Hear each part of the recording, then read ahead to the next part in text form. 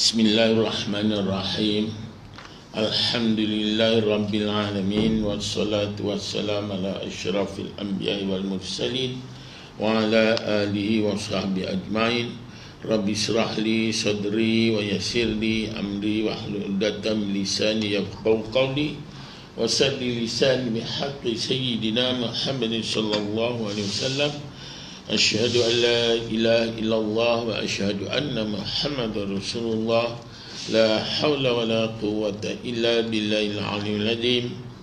Assalamualaikum warahmatullahi wabarakatuh. Muslimin muslimat yang dirahmati Allah, syukur kita kehadrat Allah Subhanahu wa taala yang telah memberikan keimanan dan kekuatan Islam kita. InsyaAllah, alhamdulillah, dapat kita sama-sama menunaikan salat maghrib berjamaah. Syukur alhamdulillah.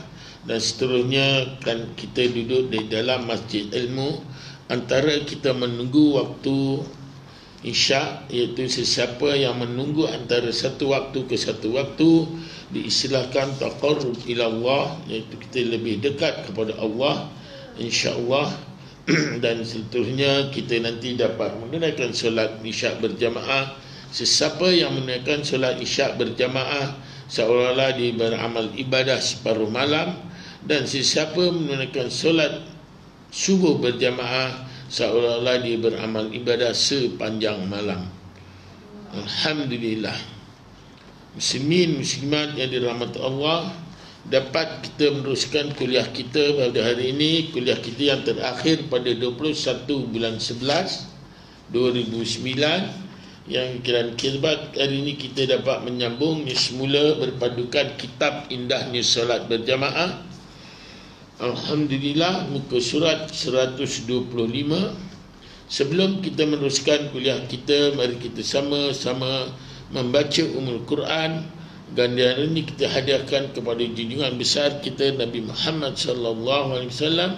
Seterusnya kepada kedua ibu bapa kita, sama ada yang masih hidup ataupun yang telah meninggal dunia. Kepada Allah yarhamah isteri saya Syaulillahi al-Fatihah. A'udzu billahi minasyaitonir rajim. Bismillahirrahmanirrahim. Alhamdulillahirabbil alamin. Ar-Rahmanir Rahim, Maliki Yaumiddin, Iyyaka na'budu wa iyyaka nasta'in, Ihdinas siratal mustaqim, siratal ladzina an'amta 'alaihim ghairil maghdubi 'alaihim waladdallin. Amin. Alhamdulillah.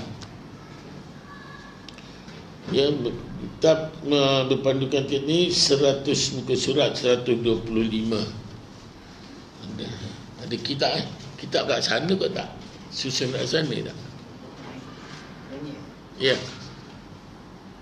Tu. Ini yang kat sana pun ada kan? Yang banyak kat sana tak silap saya.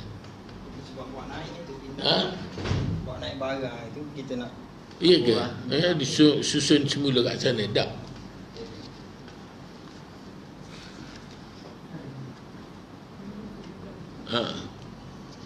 Okey. Muka surat 125. Okey.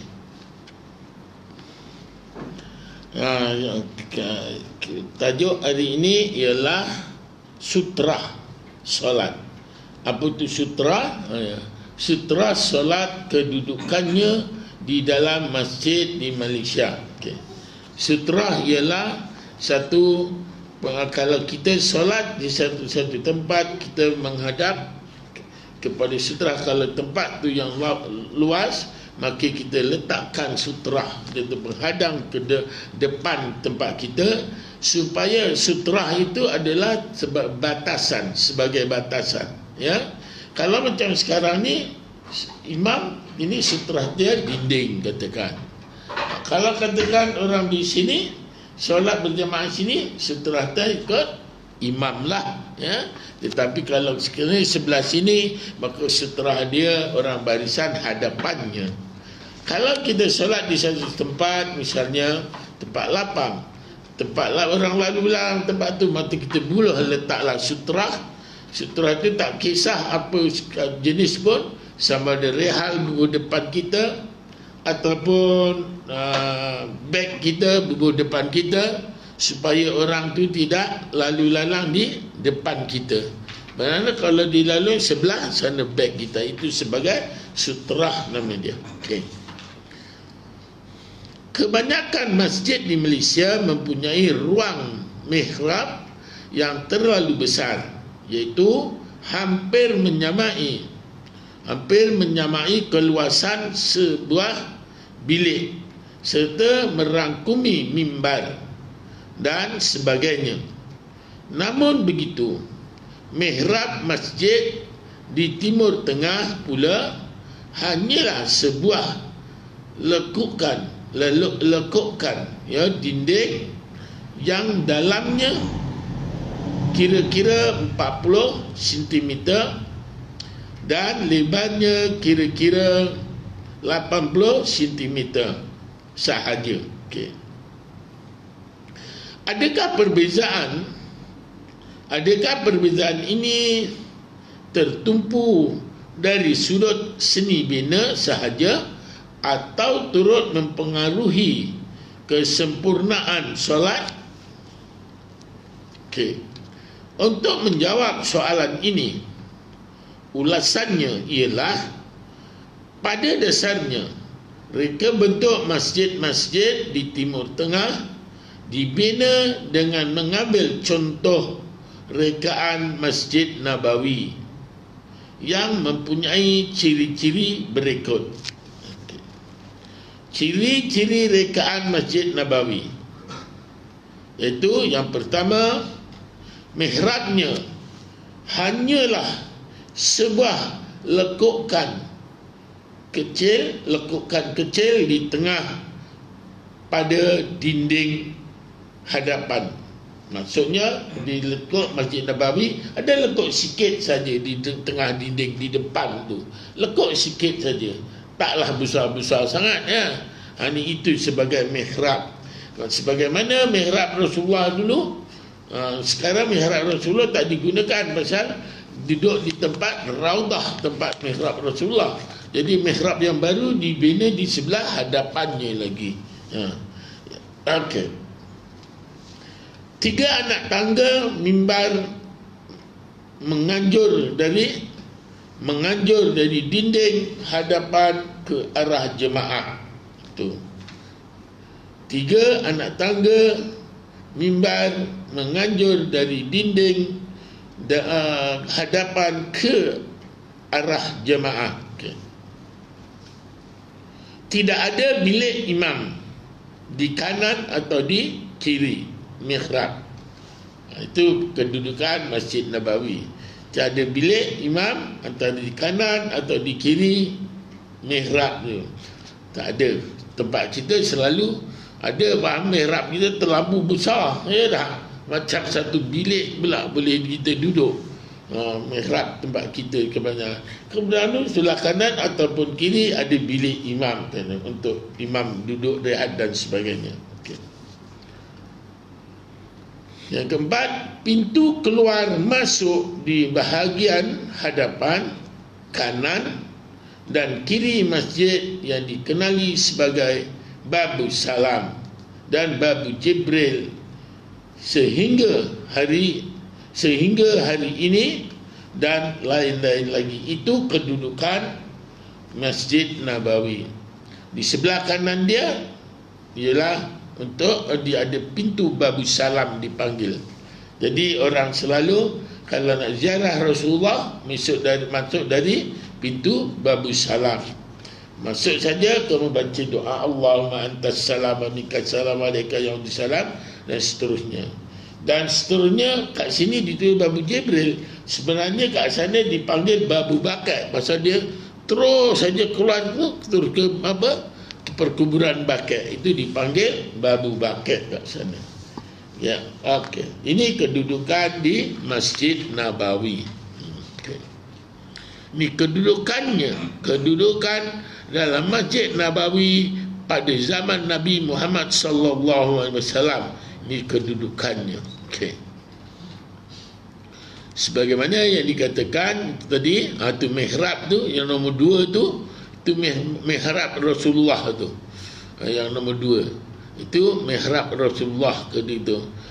Tu mimbar nombor 1, mimbar, letaknya mimbar itu tinggi. Pasal ni sempadan Raudah ni antara mimbar Rasulullah ke makam Rasulullah 6 tiang, antara mimbar Rasulullah ke belakang 6 tiang, itu adalah Raudah, kawasan Raudah. Okay. Tiang Aisyah, yang ke berapa? Yang ketiga dipanggil tiang Aisyah. Okay. Pertama mihrab, pertama ialah mimbar, kedua mihrab, ketiga itu dipanggil tiang Aisyah. Itu ni kawasan Raudah semua tu. Okay. Dan itu tengah tu ada apa? Dipanggil ada tempat muazzin. Ni tak ditunjukkan. Okay. Tiang Aisyah, tiang Abu Lubabah. Yang keempat dipanggil tiang Abu Lubabah. Okay. Yang kelima tiang Al-Muhallaqah. Muhallaqah itu yang kelima tadi. Tanda tiang Al-Muhallaqah itu depan, bagian depan. Okay. Yang keenam tiang As-Sarir. Yang keenam dipanggil tiang As-Sarir, itu dah sempadan makam Rasulullah tu, dinding tu. Okay. Yang ketujuh tiang Al-Har. Yang ketujuh tiang Al-Har. Yang ke-8 ialah tiang Al-Wufud. Tiang Al-Wufud itu yang ke-8. Lepas tu sebelah dalam tu dah makam Rasulullah dalamnya tu. Ada 3 makam tu, dan dalam bulatan besar tu kerana ada bujur 3 tu, itu makam Rasulullah sallallahu alaihi wasallam. Di dalam tu depan sekali tu itu Rasulullah, belakang Rasulullah turun ke bawah sedikit iaitu makam Sayyidah Abu Bakar, yang atas sekali itu belakang sekali makam Sayyidah Umar. Mengikut riwayatnya makam Sayyidah Umar tu ialah dulu asal usulnya untuk Aisyah, ya. Tetapi apabila Umar wafat dulu, maka Aisyah izinkan Umar dikebumikan kat situ. Maka isteri-isteri Rasulullah, anak-anak Rasulullah, perkuburannya semua di perkuburan Baqi', kecuali isteri yang tersayang Rasulullah, iaitu Khadijah. Perkuburan dia di Mekah, di Ma'la tempat dia, ya, di Ma'la tu. Ini kedudukan plan Masjid Nabawi. Okey. Mengenai ciri-ciri pada gambar rajah di atas, pada zaman Nabi Muhammad sallallahu alaihi wasallam, bilik imam sama ada di kanan atau di kiri mihrab tidak diperlukan. Tidak berkurang. Bermakna kita tu nombor 2 tu mihrab kan, mihrab Rasulullah, tak adalah istilah kanan kiri bilik, tak ada. Macam kita kat Malaysia ni, mihrab tu tempat imam kadang sebelah kanan kiri ada bilik. Sama ada bilik imam sebelah kiri ataupun bilik imam sebelah kanan, salah satulah. Ada kalanya sebelah jadikan pejabat dan sebagainya, ya. Banyak masjid-masjid sekarang buat macam tu. Tapi kat sana di Masjid Nabawi tak ada bilik-bilik. Tidak diperlukan kerana baginda sendiri merupakan imam solat. Jadi tak berpasal, rumah Rasulullah pun dekat saja. Dah, apa baru dia turun terus saja ke masjid.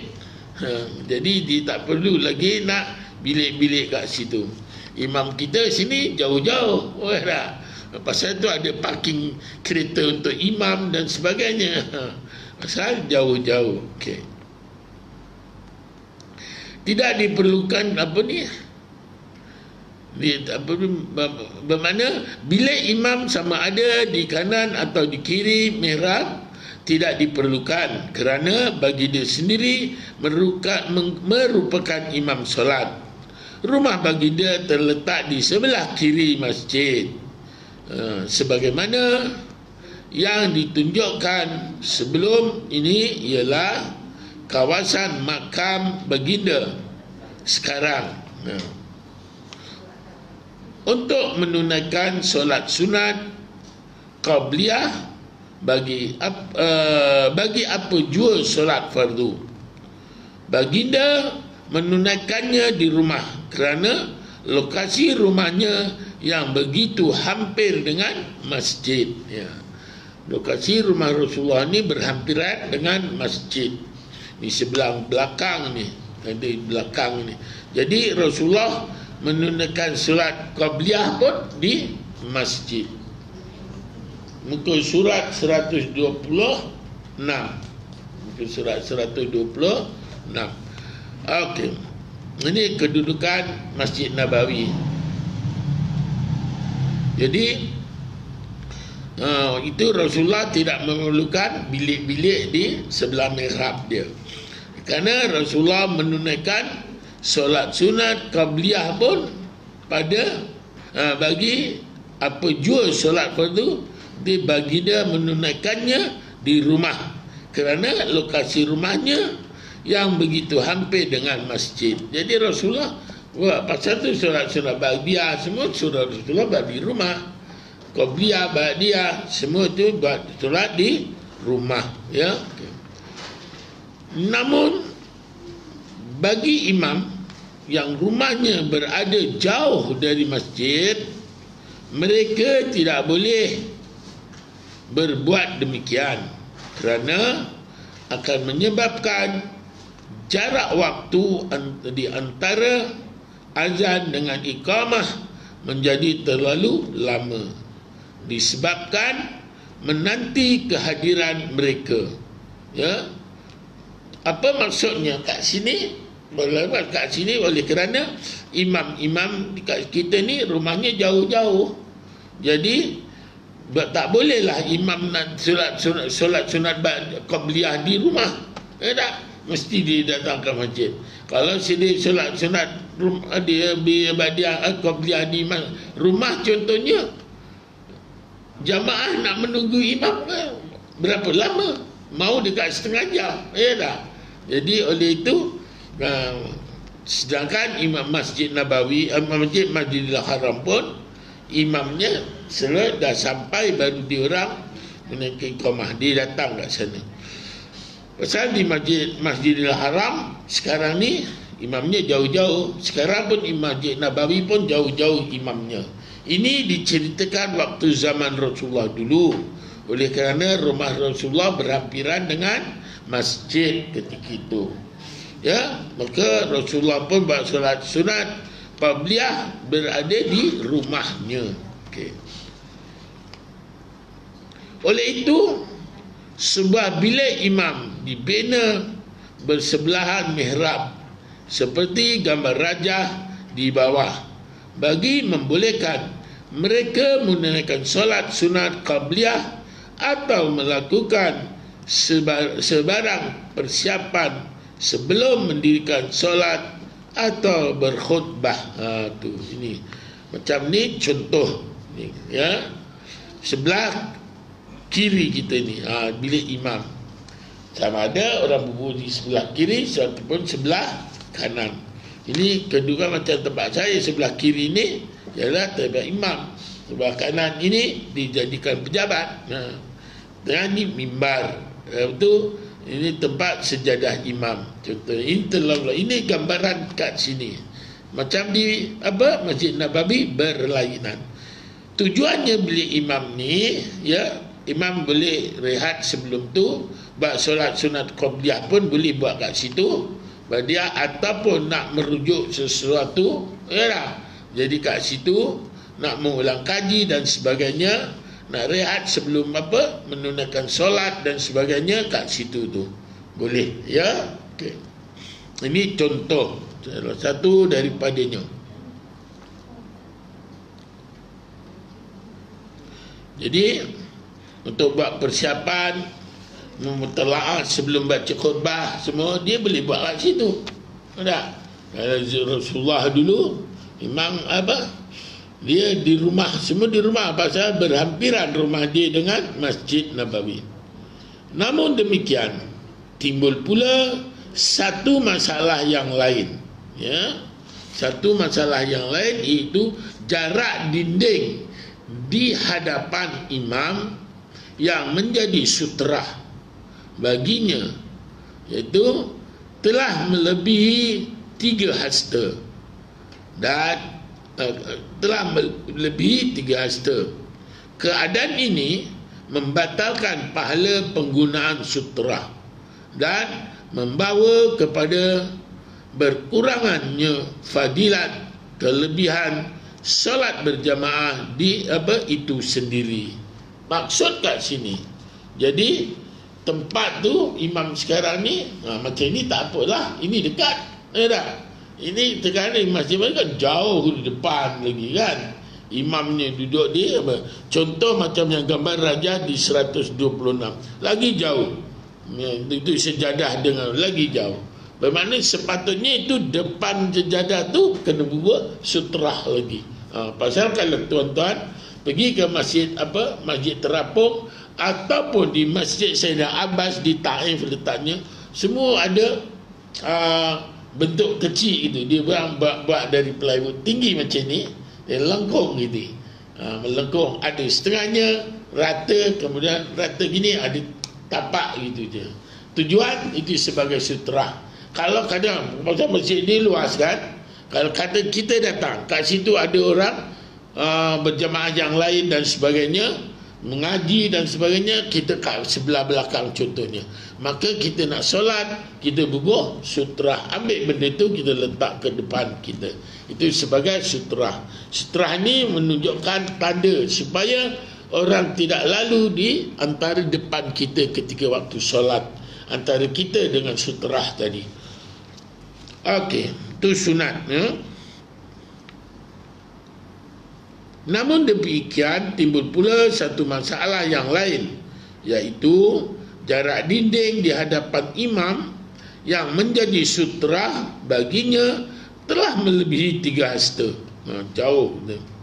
Keadaan ini membatalkan pahala penggunaan sutrah dan membawa kepada berkurangnya fadilat kelebihan solat berjamaah itu sendiri, kata ada pengarang kitab ni.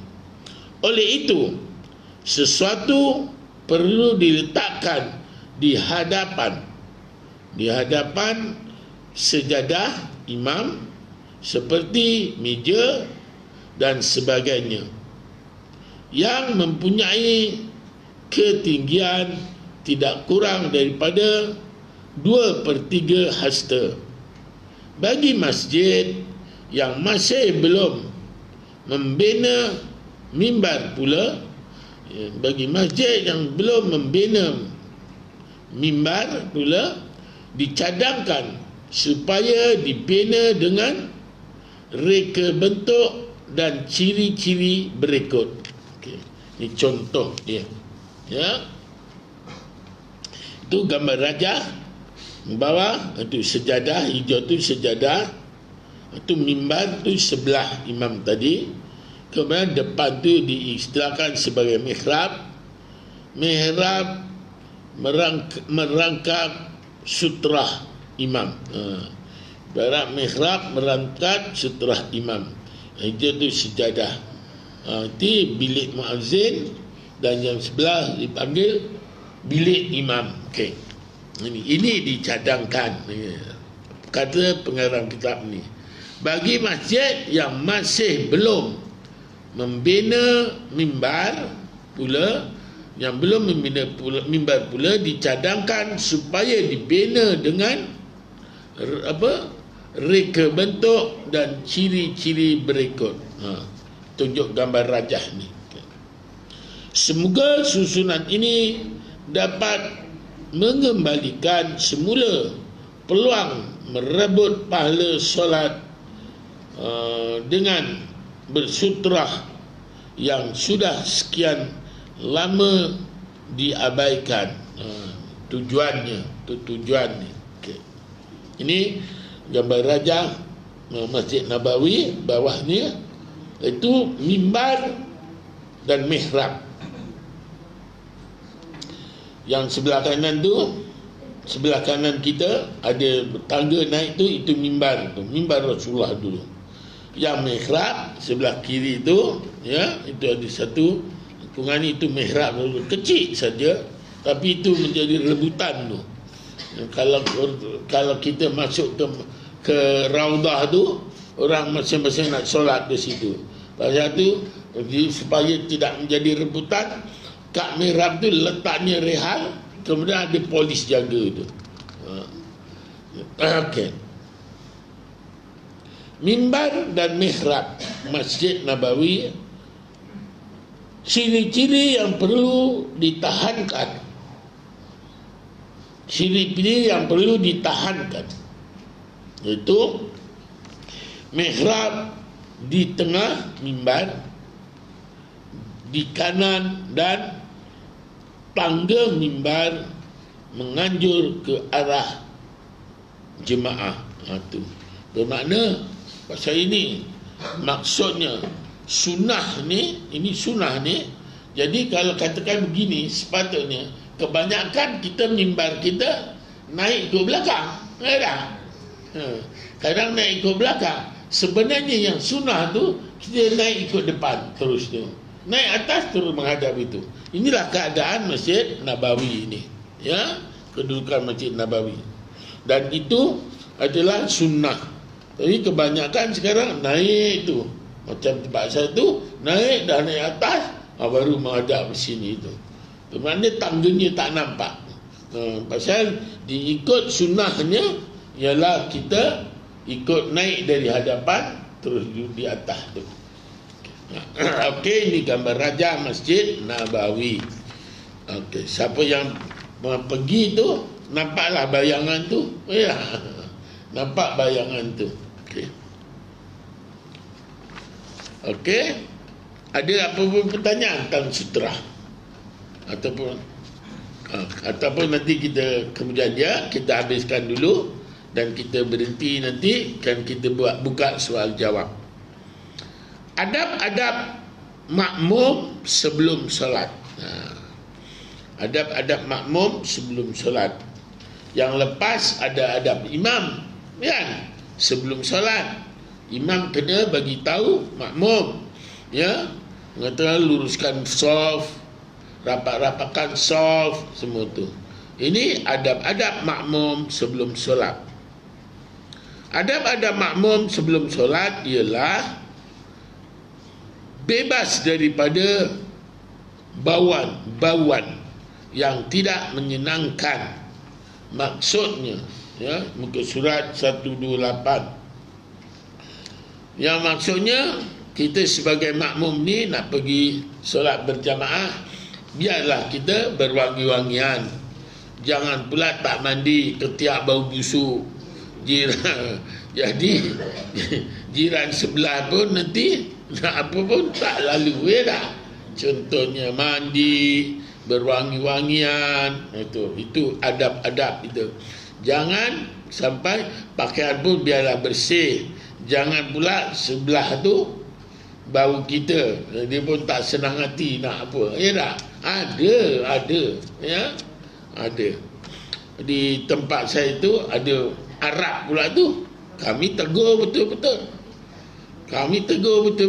Kadang-kadang macam pakaian tak berbasuh pula, berbaunya. Jadi kita jaga bagi tahu dia. Okey.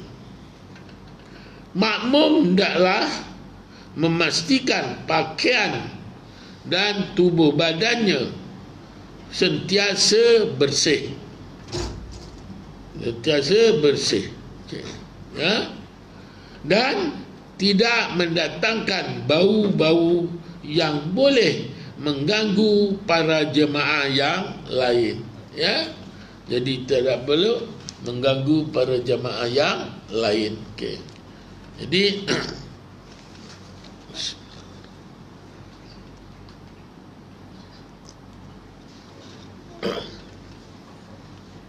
supaya senang, pasal tu kita pakailah wangi-wangian.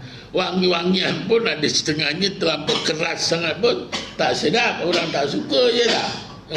Ada yang bau kuat, contohnya lah apa ni, minyak wangi bau raudah tu, kuat baunya tu.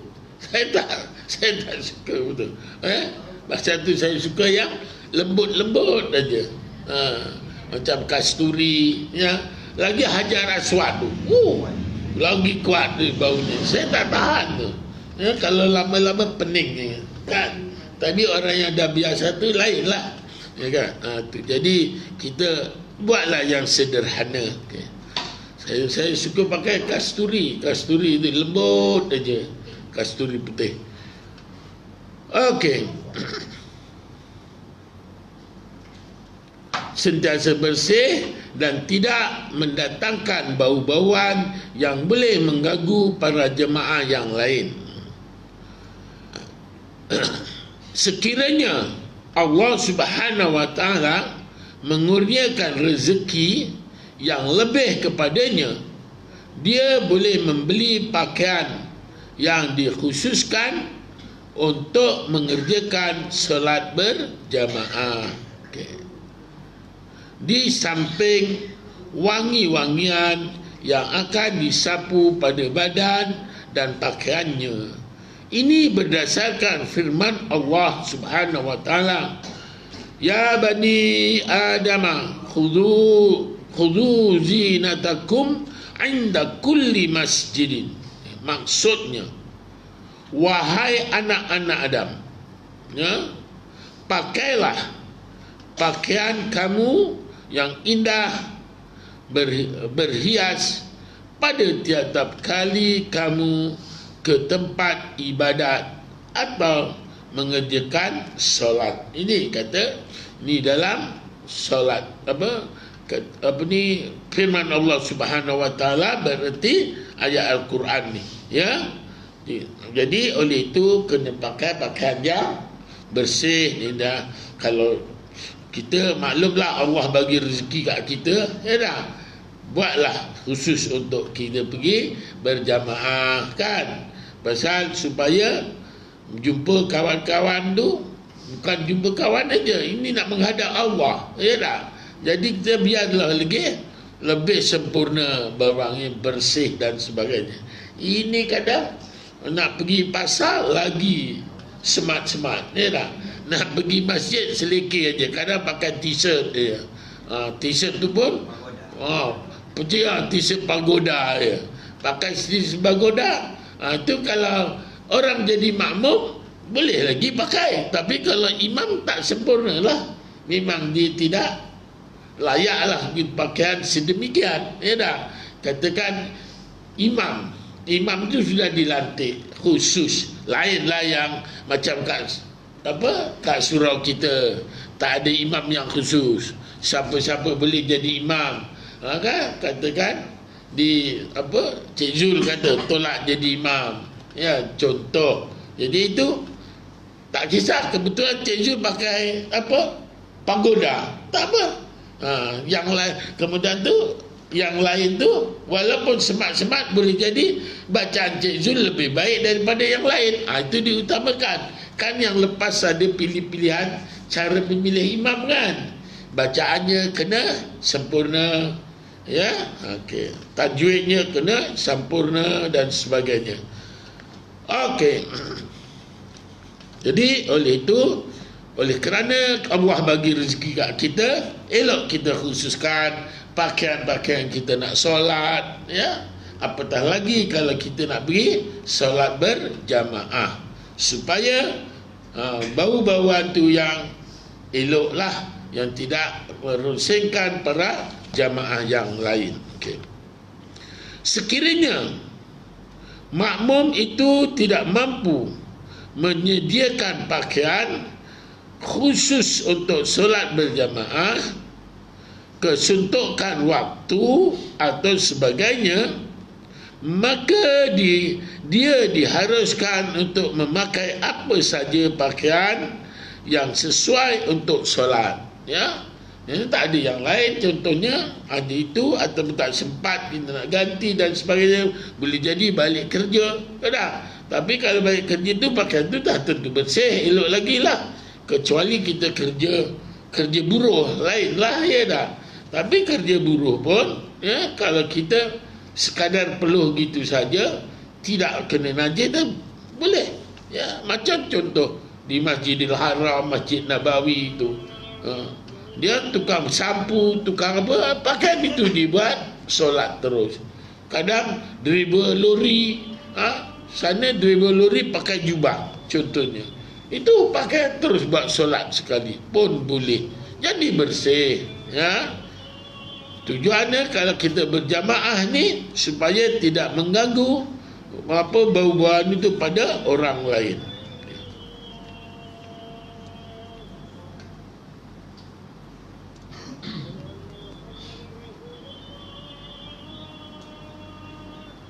Itu masjid ke surau?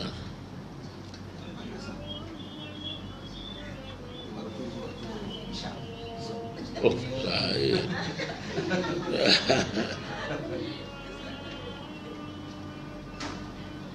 Sila.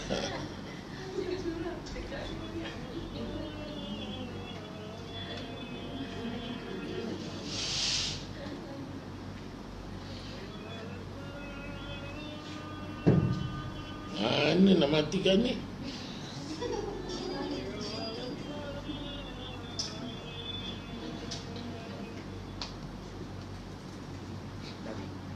Macam ni matikan. Oh. Okey, ya. Kejap ya, habis ini nanti kita buat. Saya kalau di masjid-masjid tempat lain selalu ada orang azan, kita berhenti. Nah, azan dilakukan, kita berhenti. Lepas tu habis azan, saya sambung semua, buka soal jawab. Habis soal jawab, baru kita berhenti. Okey, itu baru. Okey, tak apa.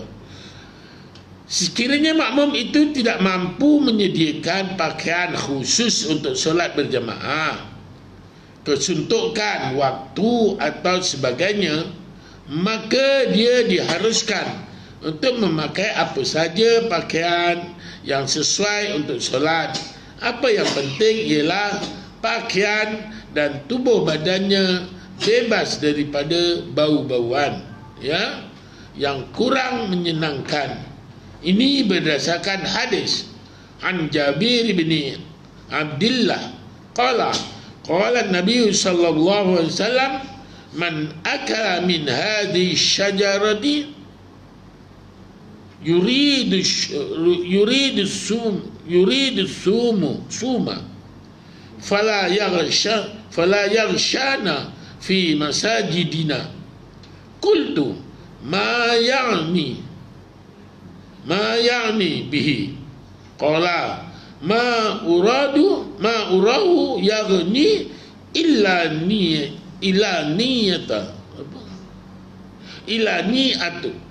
inahu wa qala Makhladu benu Yazid ani bani Juraij illa natnahu, yang bermaksud daripada Jabir bin Abdullah radhiyallahu an, beliau berkata Rasulullah sallallahu alaihi wasallam bersabda, sesiapa yang makan daripada pokok ini tu baginda memaksudkan iaitu bawang putih. Ya, pokok ini adalah bawang putih. Yang baginda maksudnya adalah bawang putih. Maka janganlah dia menyertai kami di dalam masjid-masjid kami. Iaitu aku iaitu bertanya, apakah yang dimaksudkan oleh baginda? Okey, beliau iaitu Jabir menjawab, aku dapati baginda maksudkan ialah ia dimakan dalam keadaan mentah, ya, dalam keadaan mentah, iaitu Makhlad bin Yazid meriwayatkan daripada Ibnu Juraij, mata saya dah rabun.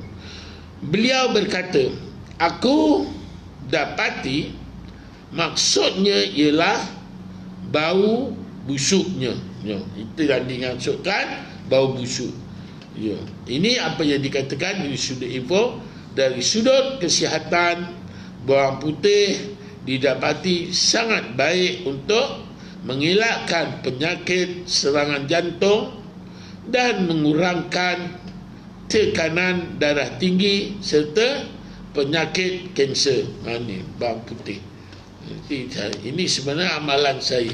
Tapi apabila kita lepas makan bawang putih, kita usahalah nak menghilangkan bau. Pasal bawang putih mentah ni memang bau kuat. Kalau bakar tu dah hilang khasiat dia. Pasal tu saya makan mentah-mentah. Kalau makan nasi tu sekurang-kurangnya 5 ulas bawang putih. 5 ulas bawang putih setiap makan tu. Cukup mentah. Ya, buang kulit aja lah. Maksudnya tak dibakar. Ada setengah orang dibakar. Kalau dibakar memang sedap, bau kurang, tapi mengikut khasiatnya dah hilang dah. Jadi oleh itu saya eloklah amalkan. Tapi apabila saya tahu nak ke masjid macam ni, maka saya pun gosok gigi, kumur-kumur dengan Listerine. Lepas tu saya makan cengkeh, hilang baunya. Nah, kita usahakan apa? Kena pula kalau jadi imam. Pasal itu apa? Kita boleh apa?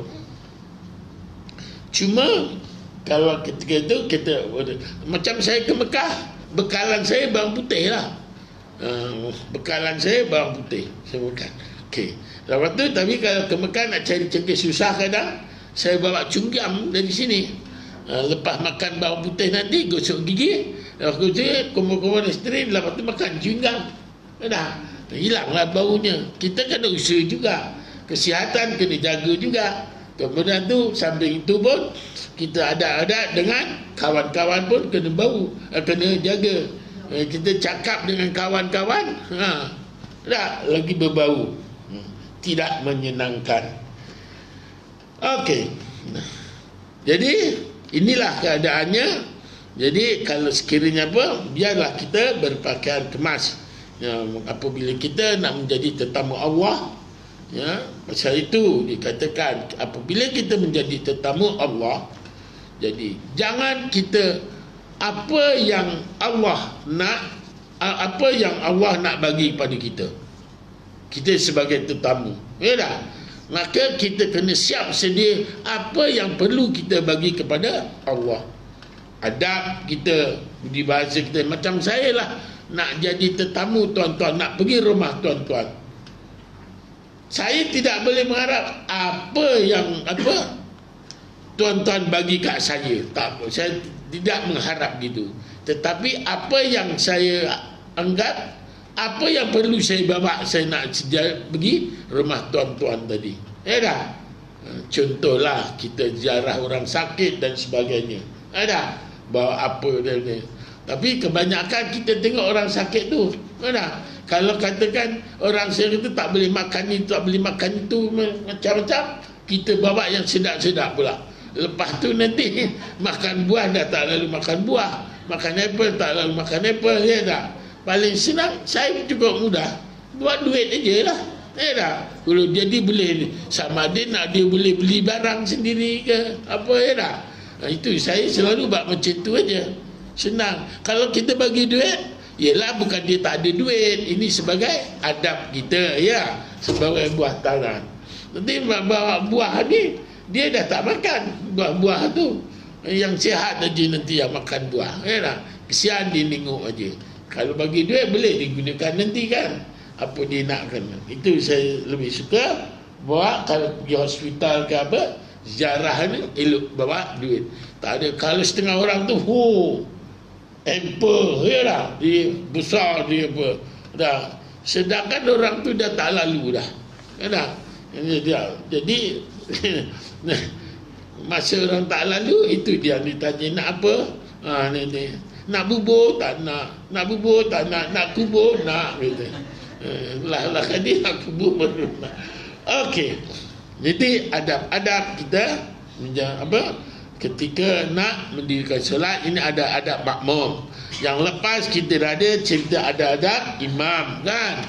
Imam sebelum bermulakan kena bagi tahu pada makmum, luruskan saf, rapat-rapatkan saf, dah. Rapat-rapatkan saf. Tak silap saya dulu ada muka surat berapa yang kita dah lepas dulu.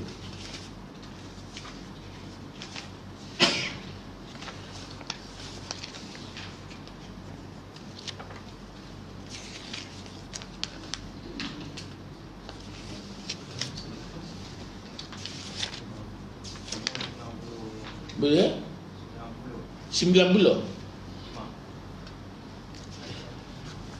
Ya.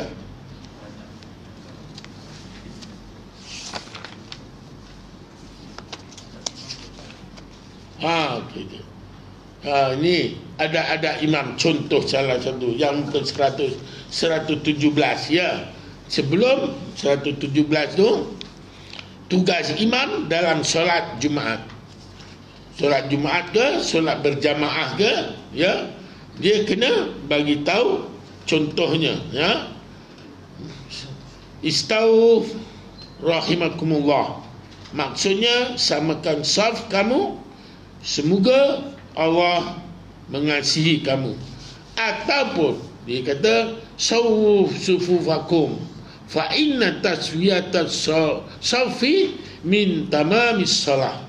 Atau sawu sufufakum fa in taswiyatat sufufi min iqamatis salah. Atau istawu wa tadilu sufufakum. Itu kebanyakan imam-imam kan. Tapi bagi saya suka gunakan bahasa Melayu. Pasal kadang-kadang orang tak faham.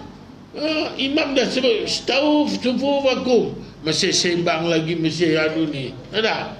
Sedangkan maksud kat situ bagi imam sebelum mulakan takbiratul ihram, dia kena mengatur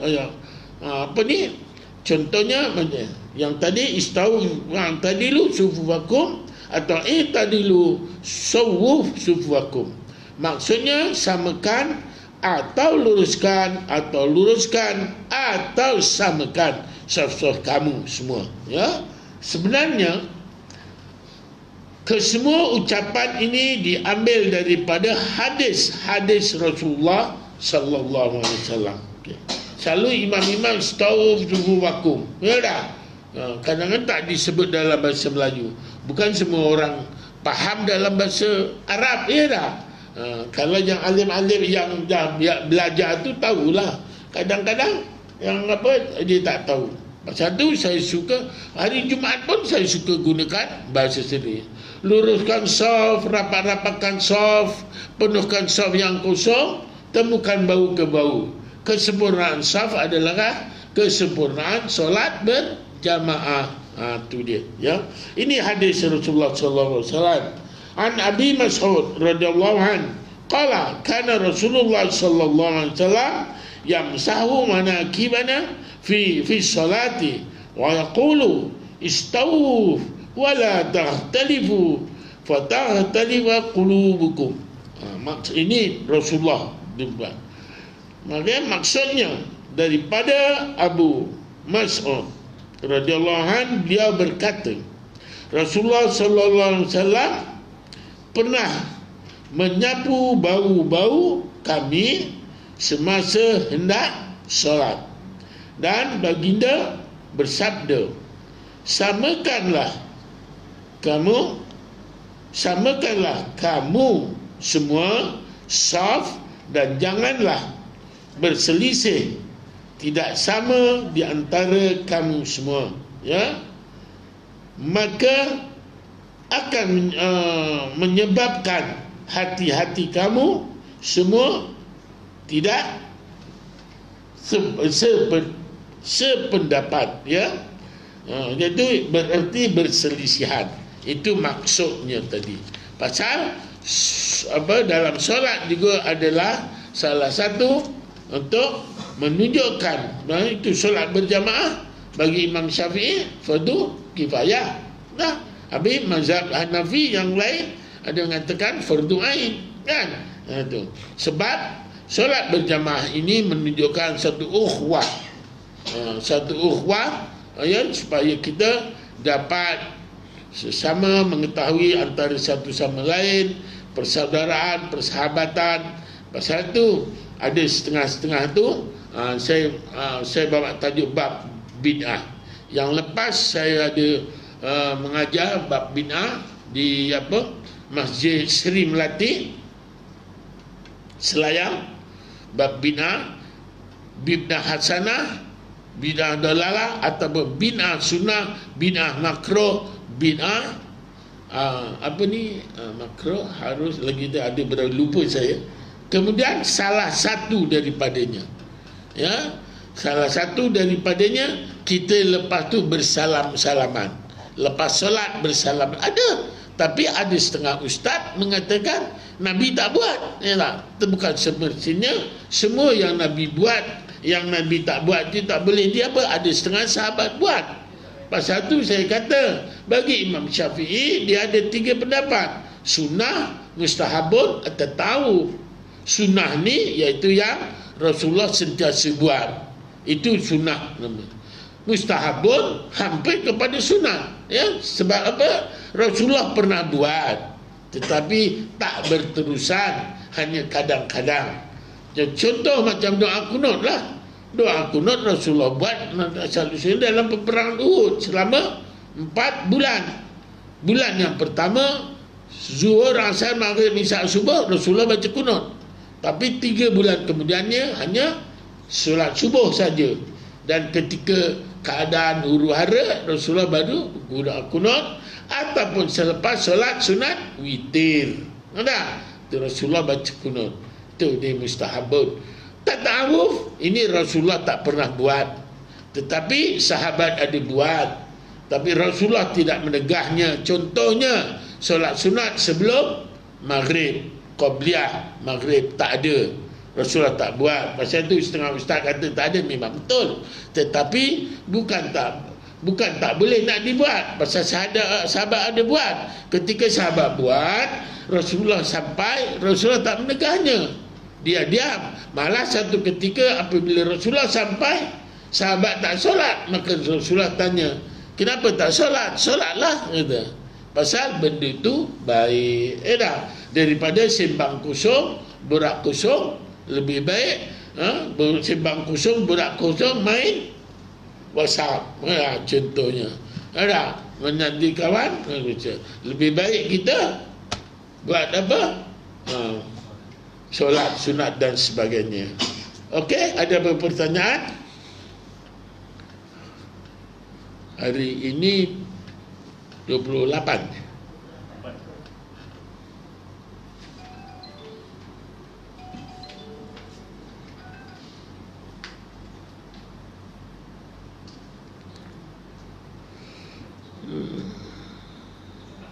Okey, ada apa pertanyaan?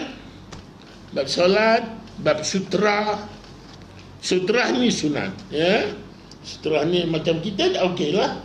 Mimbar apa, dinding kita rapat, ya tak? Itu tak mengapa. Okey. Sini gambaran yang sutra tadi, ya. Muka surat 126 dengan 127 tu. Okey. Itu ibaratkan. Ini yang 127 ni, kalau andainya tempat-tempat tu belum ada ditentukan, mimbar dan sebagainya. Okey. Macam di Masjid Nabawi contohnya, memang tak ada bilik imam, ya tak? Masjid Nabawi tak ada bilik imam. Pasal mihrab Rasulullah, dan Rasulullah ketika itu solat sunat qabliyah pun di rumah, ya tak? Ketika dulu. Tapi sekarang kita tak boleh imamkan surat apa qabliyah di rumah, tak boleh, jauh lah kan. Imam bukan di sini saja, bukan di Masjid Nabawi sekarang ni pun sama juga. Itu dulu zaman Rasulullah, sebagaimana gambaran yang 126 ni, buku surat 126 ni gambaran ketika zaman Rasulullah dulu. kedua di Masjid Nabawi. Tapi sekarang imam sekarang di Masjid Nabawi ke Masjidil Haram duduknya jauh-jauh semua kan. Jadi maka walaupun tak ada kat situ, ada juga tempat-tempat yang tertentu untuk dia berehat dan sebagainya. Bukanlah di bersebelahan macam tempat masjid-masjid kita. Mihrab, lepas tu kanan atau kiri tempat bilik imam contohnya. Ya. Okey, ada apa pertanyaan? Ya. Surah ni kalau macam kita bukan jemaah lah masa tu, kita masuk dalam lambat ni. Kita jaga sunat juga kita tak? Apa? Sutra. Macam mana? Kita solat seorang nak kita masuk tak ada orang lain. Kalau kita dah berhadapan, dia tak payahlah kita buat sutra. Tetapi kalau kata ke sini kosong, kosong, kemudian kita solat kat sini, elok suruh sutra. Atau solat kat sana, elok buat sutra tu. Itu sunnah. Apa maksudnya? Bukan semestinya yang benda tu, ataupun beg kita ataupun buku kita letakkan depan gitu, tegak gitu, sebagai sutra lah. Tak? Ataupun katakan kita di RNR. Okey, kita RNR ni kadang depan dah orang solat, kemudian tu kita nak solat kat belakang pula. Boleh jadi kita nak solat jamaah takdim ke qasar dan sebagainya. Jadi depan tu nanti orang lalu lalang, eloklah beg kita tadi letakkan depan kita tadi, supaya orang tidak lalu antara beg dengan kita tadi. Itu sebagai sutrah kita. Kalau dia nak lalu sebelah belakang beg tu lah boleh. Ada. Jadi kalau tidak nanti ada sutrah, orang lalu depan kita. Nah, tu dia. Jadi kalau macam ni contohnya, kalau di sorang-sorang, ambillah yang soft depan ni. Itu dinding sebagai sutra. Kalau kat sini, ini sebagai sutra tiang ni. Dah.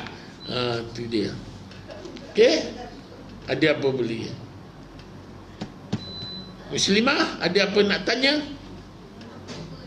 Ada. Bab solat, bab apa sekali, bab hukum makan.